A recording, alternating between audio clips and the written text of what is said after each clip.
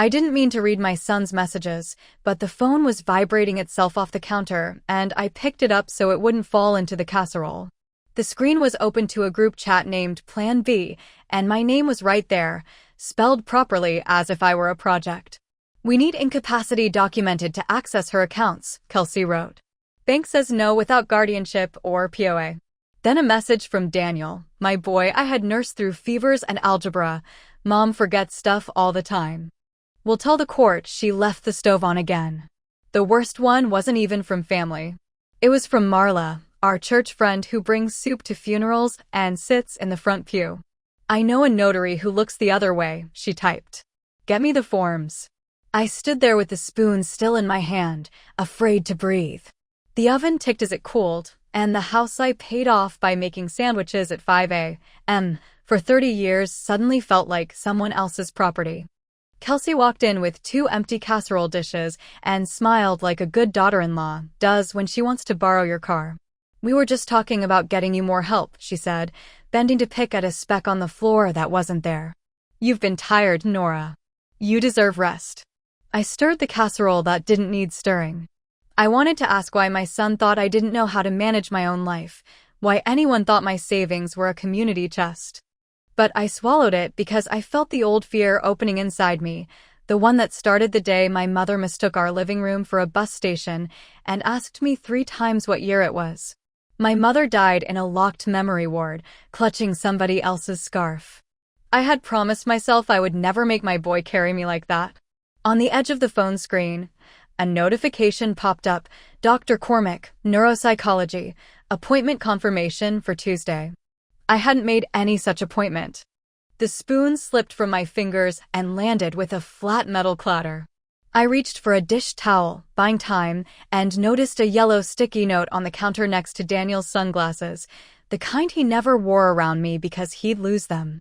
There was one word written in big block letters: capacity. My hands shook in a way I'd never let them, even at my husband's funeral. I tapped the screen with my thumb, took a quick photo of the chat, and slid the phone back exactly where I'd found it. When I went to wipe the table, I heard a soft hallway step and looked up. My grandson Leo stood there, 12 years old, thin as a rail, the kind of boy who keeps secrets like butterflies cupped in his hands. He gave me a quick, frightened look and mouthed a single word: "Tomorrow."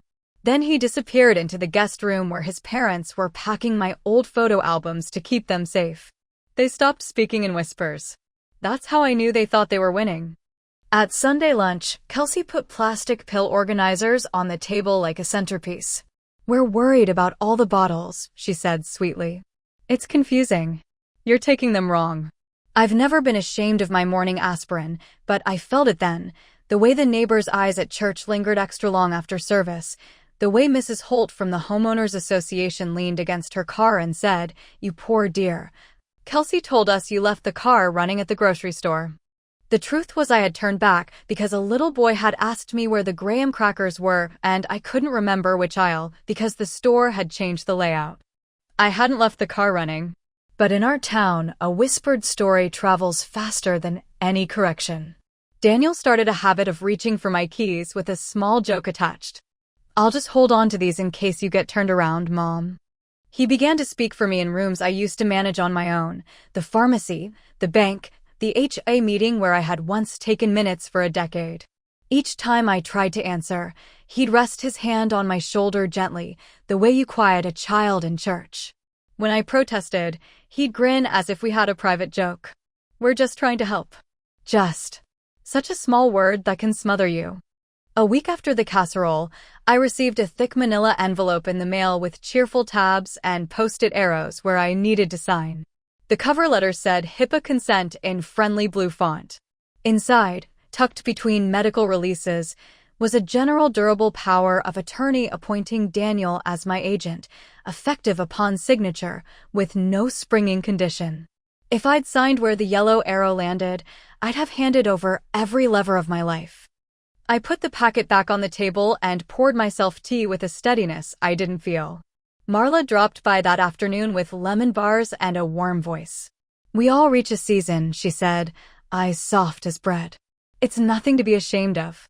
She pushed the papers an inch closer to me with one fingertip, and I noticed for the first time her nails, neat and professionally done, a pale pink I had never seen on her before. That night, I stared at the ceiling and followed my fear to its last step.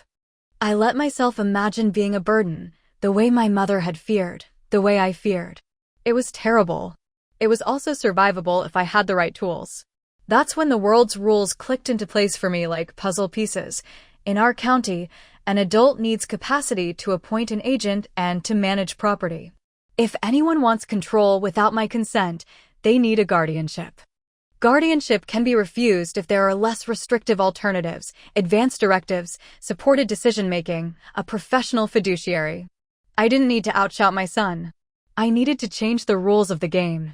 2 days later, a letter from the bank arrived with the logo printed in bright green the first could have drawn from memory. We were unable to process the request to add an authorized signer to your savings ending in 1183 without your presence. The date was the day Kelsey had driven me to my favorite park and kept me there with a long conversation about lilies. The bank had a note that someone named D. Whitaker had presented a letter of support from family physician and attempted to access my safe deposit box. I sat at the kitchen table with the letter in one hand and my teacup in the other, and I laughed, a small sound that surprised me. I might be old, but I still knew how to pick up a phone. "This won't go on any longer," I said aloud to the quiet house, and hearing it spoken made it real. I opened my planner, the one with 10 years of appointments penciled soft as dust, and made 3 calls. The first was to an elder law attorney named Ms. Alvarez, whose card I had tucked into my wallet after a library lecture years ago because it seemed like the sort of thing a prudent woman keeps. The second was to a neuropsychologist I chose myself, a Dr. Damron, not Dr. Cormack from that text message. The third was to my old colleague from the hospital bookkeeping department, Ruth, who still trusted my word and who knew a licensed fiduciary named Carla who could be appointed if needed.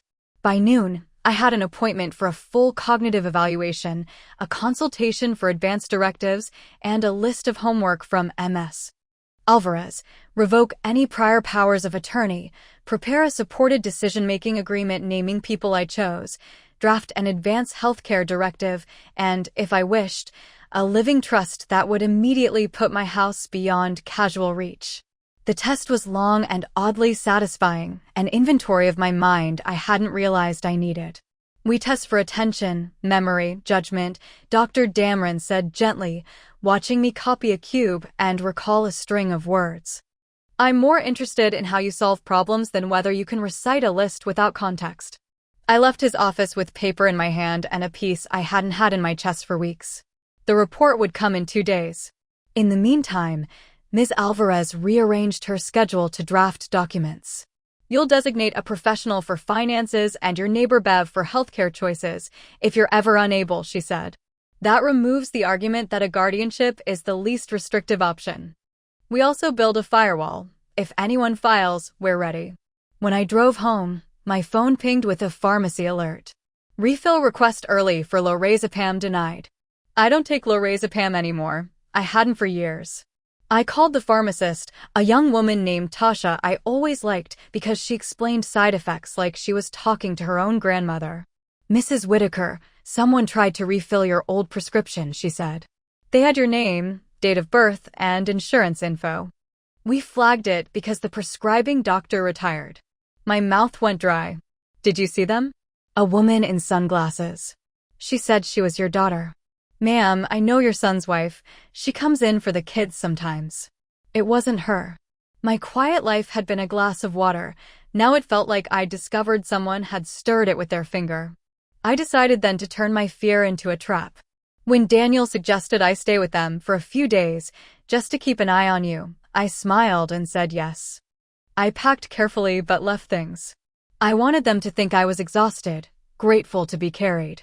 Kelsey guided me to the guest room like a hotel clerk. "We'll help with the mail, Mom," she said. All those letters, overwhelming.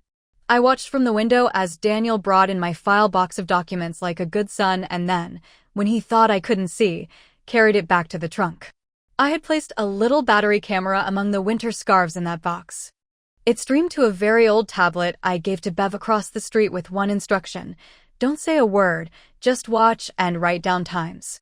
That first night, while I pretended to fall asleep early with a glass of warm milk and a cardigan folded on the chair like a grandmother in a commercial, I listened with my eyes closed. The wall was thin enough to let their whispers through, as if the drywall were tired of being polite. She signed nothing, Kelsey said, frustration clipped. Marla's notary is waiting. Daniel sighed. We'll take her to Dr. Cormack tomorrow. Say she's getting worse. Tell him about the stove. They were using my fear as theater. I pressed 2 fingers into my wrist, counting my pulse like I did in nursing school before I left for bookkeeping, calming my body so my brain could do its work. The next morning, I woke to the guest room door opening a few inches. I stayed still.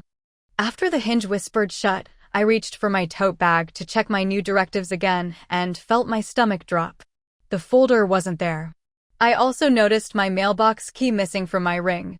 Before panic could bloom, my phone buzzed with a text from Bev. 10:32 a.m. K took file box to car trunk. 10:45 a.m. D copied key on the counter. The camera had caught something else, too. It caught Marla in my kitchen, wearing her soup-bringing smile and handing Kelsey a check for $4,800 with the memo, caregiver stipend Nora. I hadn't hired any caregiver. I'd been baking pear bread and paying my water bill like always. The figure stuck in my mind like a splinter. When Daniel came home that night, he stood in the doorway of the guest room with his hands in his pockets like a teenager about to say something stupid. Mom, we made an appointment with a specialist tomorrow. Just a routine memory screening. I nodded as if he'd offered me a bakery cookie. Of course, dear. The room smelled faintly of my lavender lotion and Kelsey's new perfume, something expensive and forgettable. I smoothed the blanket and gave him the small smile I used to deliver when he confessed to the broken window he hadn't broken. While we're at it, honey, bring the folder you took from my tote. We'll need my documents. He froze, then laughed, too loudly. What folder? I smiled back and turned off the bedside lamp. The dark held its breath with me. Something had shifted, and his body knew it even if his voice didn't. They filed the emergency guardianship petition on a Monday, the kind of weekday people choose when they expect everyone else to be at work and not watching. But in our town, court is a community sport. The courtroom benches were full of neighbors I knew from the library and the grocery store, and of course Marla sat in the front row in a cardigan the color of forgiveness. I wore my best navy dress, the one I used for job interviews when I taught myself QuickBooks at 50, and I stood straight because I know how posture makes a woman of my age visible. Ms. Alvarez stood beside me with a thin binder, and Carla, the fiduciary, sat behind us as a quiet mountain. Daniel looked handsome in his suit. He always does. That's part of what makes this kind of harm confusing. It arrives with the face you use to kiss goodnight. He leaned toward Kelsey, whose eyes were wet on command. The judge, a woman with steel gray hair, she never dyed, adjusted her glasses and asked Daniel to speak first. He did what they always do. He framed love as justification. We're here because we love my mother, Your Honor. She can't manage. She confuses days, left the stove on, mixes up medications, gave money to strangers. The last part pinched, because I do tithe at church, and I've bought Girl Scout cookies outside the pharmacy more times than I could count. The judge held up her hand like a crossing guard. Evidence, Mr. Whitaker. Evidence turned out to be a stack of papers I recognized, not my documents, but copies, cherry-picked and out of order. That's the thing about people who want control. They like puzzles as long as they're the ones deciding which pieces count. Ms. Alvarez didn't ask to strike anything. She let them lay it all out until the judge looked bored. Then she stood up and turned my life back into my life. Your Honor, capacity is not perfection. It's understanding, appreciation, and the ability to communicate a choice. We have a comprehensive neuropsychological report, dated 5 days after Mr. Whitaker scheduled a different evaluation without Ms. Whitaker's consent. She handed Dr. Dameron's report to the clerk and looked over at me with a nod that said, "Breathe." Dr. Dameron took the stand. Ms. Whitaker scored within the expected range for her age and education on all domains, he said. She demonstrates intact executive function and judgment.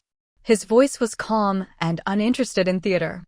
She also demonstrates insight into her own health and finances. She appoints appropriate supports where needed. The judge asked a few quiet questions that didn't seem directed at anyone in particular. The kind I've learned mean she already has an opinion and wants to see if it stands. Ms. Alvarez placed my new documents on the table. The advance directive naming Bev for healthcare, the supported decision-making agreement for complex finances, the revocation of any prior power of attorney, and letters from Carla and my bank manager indicating they stood ready to assist if I ever needed it. I watched Kelsey's mouth press into a line. Then Ms. Alvarez called our first witness, and it wasn't the neighbor or my best friend. It was a pharmacy technician in a neat blue coat. Tasha. Her hands shook a little when she swore to tell the truth. Someone tried to refill an old prescription for Ms. Whitaker without her knowledge, she said, looking at the judge, not at me. They said they were her daughter. We declined and annotated the account. The judge didn't look at Daniel when she wrote. Ms. Alvarez didn't ask who she thought it was. She let the fact sit in the room like a bowl of ice. Next came the bank. Not the manager I've known for years, but a young woman I'd only ever seen at the far end of the teller line, gold stud in her ear, hair pinned back. Priya. She held a printout like a shield and spoke softly at first, then stronger. A man identifying himself as the proposed guardian attempted to add himself as an authorized signer on Ms. Whitaker's savings. He presented a typed letter from a physician with whom we could not confirm a relationship. We declined. She looked directly at Marla. Additionally, our system flagged a check deposited by Ms. Marla Benton from Ms. Whitaker's account for $4,800 labeled caregiver stipend. The judge turned her head slowly. Ms. Benton, are you a caregiver to Ms. Whitaker? Marla's kindness mask held for exactly one heartbeat. We all help each other at church, Your Honor. Do you have a contract? Well, no, it's informal. Did Ms. Whitaker authorize payment? She suggested, in so many words. In what words, Ms. Benton? Ms. Alvarez slid a printed still image across to the clerk. The timestamp matched Bev's note. It showed Marla at my kitchen table writing that check to herself, while Kelsey held my file box open. There was no sound, but a second still showed Marla's lips forming a word I knew too well. Hurry. We didn't have to play the audio from the scarf camera. The judge had enough. She set the photo down carefully, as if it might shatter. Mr. Whitaker, did you authorize Ms. Benton to pay herself from your mother's account? Daniel stared at the floor the way he used to when he was 5 and broke a lamp.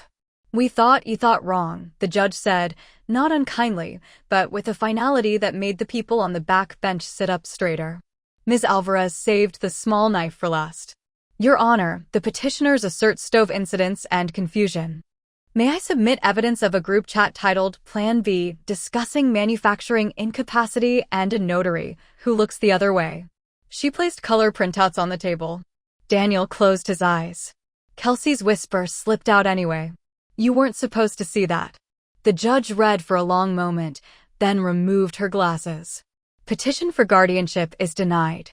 She looked at me then, and I will never forget the way her gaze softened without pity. Ms. Whitaker, your preparations are exemplary. She turned to Daniel and Kelsey.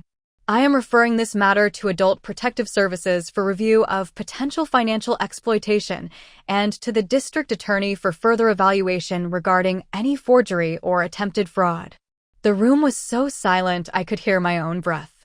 And then the unexpected happened. A small hand slipped into mine. Emma, my granddaughter, the one whose hair I braid on my porch at sunset, looked up at me with wet eyes that were not trained to cry on command. She squeezed my fingers and didn't let go. In the front row, Marla's face shuddered at last, leaving nothing but calculation and a pale line where her lipstick had been pressed too tight. The judge's gavel came down, and nobody moved for a second, as if we were all recalculating the map of our lives in real time. The consequences didn't arrive as thunder. They arrived as paperwork. The bank mailed me confirmations of security freezes, a new safe deposit box in my name only, and a note from Priya that said, in handwriting careful as a schoolgirl's, I'm sorry. I thought I should say something. Adult Protective Services called, interviewed me gently, and then asked Marla for receipts she didn't have. She stepped down from her church committee for personal reasons. The HOA posted a reminder that gossip is not evidence. Tasha at the pharmacy added a password to my file and wrote it on a card I keep in my recipe book between the lemon bars and the Christmas fudge. Ms. Alvarez filed a civil demand letter for the $4,800. The check arrived with a courier who couldn't look me in the eye. As for Daniel and Kelsey, the shame of public facts is different from rumor. They came by with a plant and words that sounded like apologies built by committee. I listened. I didn't return the words they wanted. I will not be moving in, I said. We'll meet at my house with a third person present or at the park with the children. There was no anger in my voice, only the boundary I should have drawn a year ago. If you need help paying the electric bill, there's a community program through the church that doesn't involve my accounts. Kelsey's mouth opened and closed. Daniel nodded once, the way people nod when the ground under them has finally told the truth. I have a new routine now that feels like mine. In the mornings, I volunteer at the library, teaching people my age how to use text alerts and two-factor authentication. I tell them a story without names about supported decision-making and advanced directives, and how love is not a substitute for paperwork. On Thursdays, Emma comes over to bake, and we talk about whatever 12-year-olds talk about, which is not guardianship law, but still matters in exactly the same way. I keep the lemons in the bowl in the center of my table not as decoration, but because I like the look of sunlight on yellow. Bev and I sit on my porch some evenings, and when Marla walks past on her new route, she keeps her eyes on the sidewalk. If there's a moral, it lives in the choices we make when no one else is looking. A cashier who decides not to repeat gossip, a teller who speaks up, a grandmother who signs her own name with a steady hand. I am not stronger than I was before. I am simply returned to myself, and that is enough. Sometimes at night, I touch the edge of the file box to remind myself that every fear can be turned into a tool if you know where to place your hands. And on the quietest evenings, when the house is mine again in the way that matters, I hear the oven tick as it cools and wonder which recipe I'll teach Emma next time. And whether one day she'll tell someone she loves about the day her grandmother chose to be a burden on purpose and how that choice saved everything.